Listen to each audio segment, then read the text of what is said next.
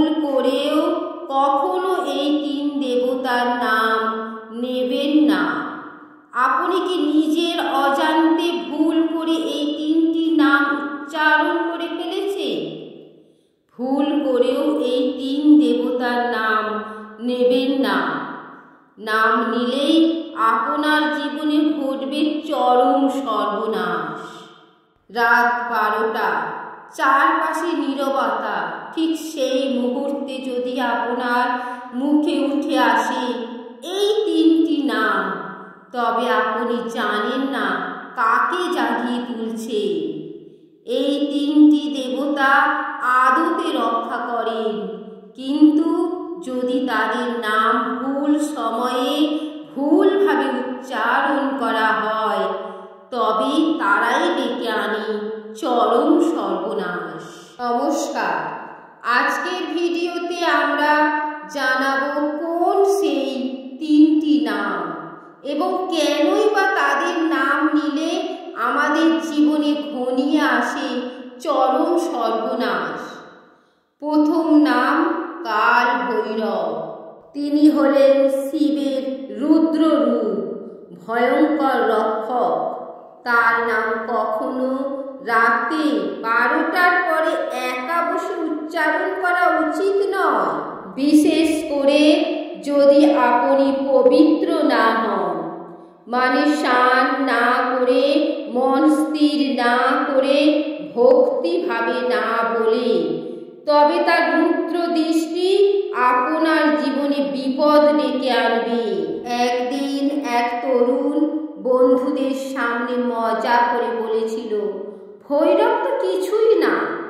সেই দিন রাতেই সে ঘুমের মধ্যে ভয়ানক স্বপ্ন দেখেছিল।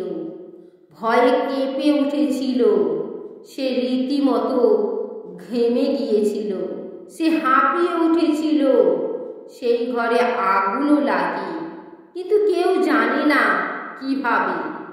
তার প্রাণ সংশয় হয়নি, কিন্তু ঘর সম্পূর্ণ পুড়ে ছাই হয়ে যায়। দ্বিতীয় নাম মা চণ্ডী। এই নাম জাগ্রত শক্তির প্রতীক। মা চণ্ডীর নাম নেওয়ার আগে শরীর মন সব পবিত্র না হলে তার আশীর্বাদ নয়, বরং অভিশাপ নেমে আসে।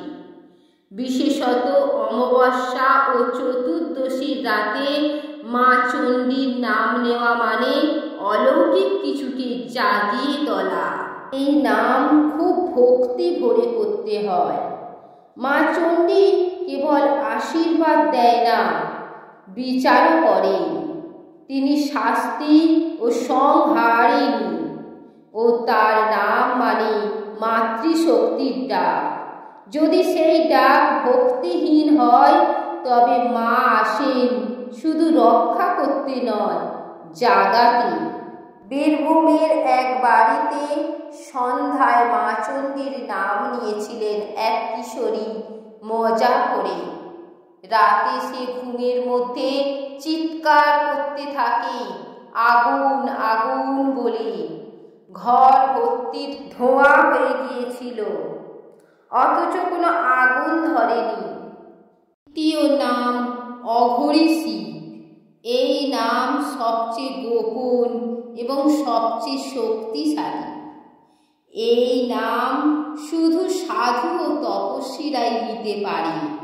সাধারণ মানুষ যদি মজা করে ভয় না পেয়ে এই নাম নেয়, তাহলে শিবের ভয়ঙ্কর রূপের সম্মুখীন হতে হবে। এই নাম উচ্চারণ নামে এক অন্য জগতের দ্বার খুলে দেওয়া, যেখানে ঢুকলে কেউ আগের মতো থাকে না। এইবার শোনো তার আসল ঘটনা। বাঁকুড়ার এক যুবক নাম বিনোদ রাতে মদ খেয়ে এসে বন্ধুদের সাথে বলেছিল, ভৈরব, চণ্ডী ও অঘরী শিব সব কিছু ফালতু। হাসি ঠাট্টার মধ্যেই হঠাৎ সব লাইট নিভে গেল। একটু আওয়াজে জানালার কাঁচ ভেঙে গেল। পরের দিন সকালে বিনোদকে পাওয়া গেল একেবারে চুপচাপ গম্ভীর হয়ে বসে থাকতে। মুখে শুধু বলছিল, তারা এসেছিলেন, তারা এসেছিলেন। এই নামগুলো শুধু উচ্চারণ নয়, এই নামগুলো শক্তি, আগুন, এক অলৌকিক ডাক। আপনি যদি বলেন তবে তারাও শোনেন। কিন্তু আপনার ডাকে যদি থাকে অহংকার, কৌতুক বা অপবিত্রতা, তবে সেই ডাকে সাড়া দিয়ে আসে ধ্বংস। ভগবান কোনো ছেলে খেলার বিষয় নয়।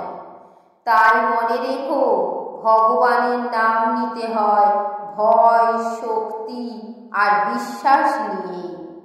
না হলে যে নাম আপনাকে রক্ষা করতে পারত, সেই নামই হতে পারে আপনার পতনের কারণ। আমাদের প্রত্যেকেরই উচিত নির্দিষ্ট নিয়ম নীতি মেনে পথ চলা এবং একটি গণ্ডির মধ্যে নিজেদের বেঁধে রাখা। নিয়মের নিষ্ঠার বাইরে গেলেই আমরা নিজেদের বিপদ নিজেরাই ডেকে আনতে পারি। আমরা কোনো কিছুকে জানার চেষ্টায় কোনো রকম ভক্তি সাধনা ছাড়াই আমরা সেই কুহেলির ডাকে সাড়া দিয়ে থাকি আর নিজেদের অজান্তেই মস্ত বড় ভুল করি। প্রকৃতিতে এমন কিছু বহু অলৌকিক আচার আচরণ ঘটে যা আমাদের পক্ষে জানা সম্ভব নয়। আর তাকে জানতে হলে আগে জানতে হবে ভক্তি ও সাধনা সম্পর্কে। তাই ভুল করেও এই নামগুলির সঙ্গে খেলবেন না। তাই বন্ধুরা, সবাইকে শেয়ার করে জানিয়ে দাও যাতে তারাও বাঁচতে পারে। আপনি কি কখনো এমন অলৌকিক কিছু দেখেছেন? আমাকে কিন্তু অবশ্যই কমেন্টে জানাবেন। আজকের ভিডিও এতটাই। যদি ভালো লেগে থাকে তাহলে লাইক এবং সাবস্ক্রাইব করবেন।